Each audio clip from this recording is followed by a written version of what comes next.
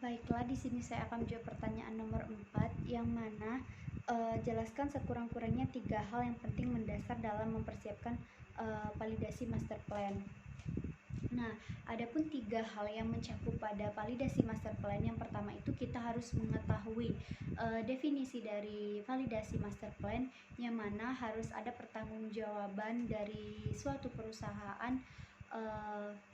Jadi suatu perusahaan itu harus mempunyai jaminan untuk tahapan apa yang akan dilakukan ke depannya.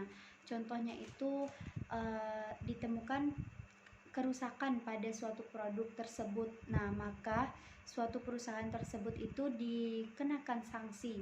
Hal ini bisa disimpulkan sebagai bahan utama yang harus disiapkan dalam farmasi industri atau validasi master plan, yang dilakukan dengan tahap yang selanjutnya. Yang kedua itu ada validasi masa depan, yaitu sebagai jaminan kegiatan yang dilakukan bahwa suatu yang dilakukan itu tervalidasi sesuai dengan tahapan yang tertulis pada waktu dan tempat. Contohnya seperti sebuah produk yang terjamin bisa dikatakan baik apabila suatu perusahaan tidak mengalami kesalahan pada saat produksi.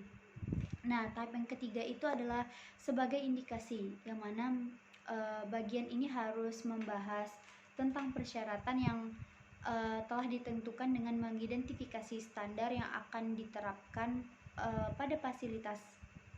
Nah, kemudian digunakan dalam pengembangan kriteria penerimaan yang digunakan untuk menilai validasi.